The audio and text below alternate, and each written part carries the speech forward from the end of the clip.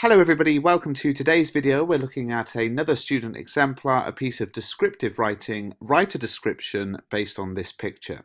The reason I've chosen this student exemplar is because it really focuses in on just one small detail about this character. Often you say to me that you struggle to write descriptive writing, you can't think of enough to write. Well, here we see just one person being described in such an amount of detail. I think it will really help you and give you some great ideas for your own writing. It's also an example where the picture is used as a starting point for the descriptive piece, and that is of course something that is absolutely essential. You're not restricted to exactly what you see in the picture. You can be a bit creative as well and come up with your own ideas. So let's have a look at this piece of writing. She was barely 20 when the crown was forced upon her head, forever. And there it sat now, crammed onto her pillow of cascading red curls.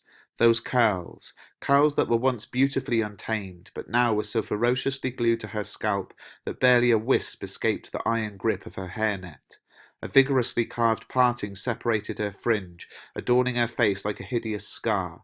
It was ruthlessly slashed in a straight line across the top of her head, and on top of it all a collection of insipid jewels that dimmed in elegance in comparison to the spiralling river of her crimson hair, which spoke so strongly of her past freedom.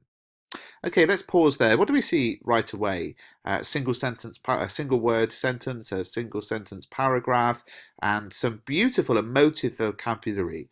I think what happens often in an exam is students feel that if they want to get a sense of emotion across in a piece, it has to be through lots of plot or driven or kind of action-based moments in the text, whereas what we've got here, just describing the hair of the character, is lots of emotive vocabulary. Okay, so we've got ferociously glued, iron grip, vigorously carved, hideous scar, ruthlessly slashed.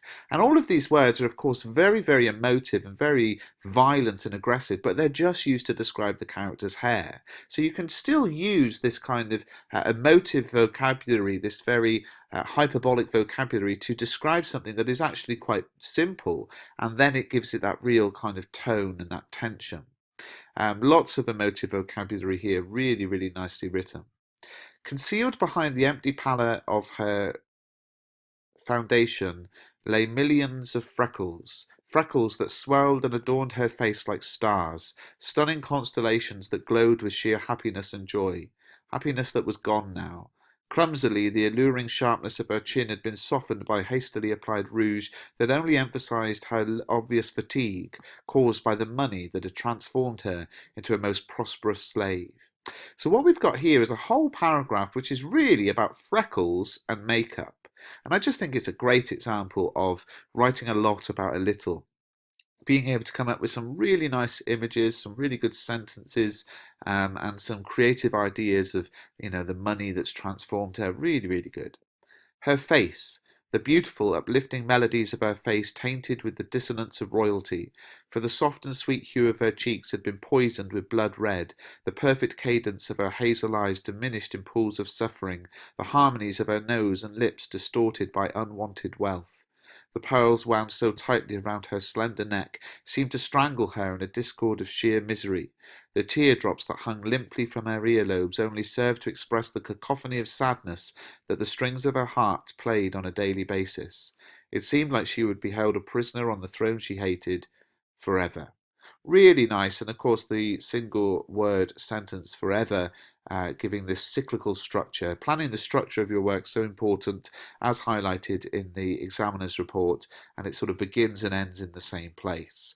Now you might look at this and say, well, this is a bit narrative, isn't it? But of course, descriptive and narrative writing, there are a crossover between the two. All narrative writing is going to have some description in it, and descriptive writing, if we look at the exemplars we've had from the exam board, can have some little moments in them, but it's not really a plot. It's just describing this character, and essentially what this student has asked themselves is, why does she look unhappy, and come up with a really good idea behind it. So I hope you found this useful. I think it's a great example of writing a lot about a little and just using a small focus to write a really detailed descriptive piece with amazing choices of vocabulary, and of course it would achieve a very high mark.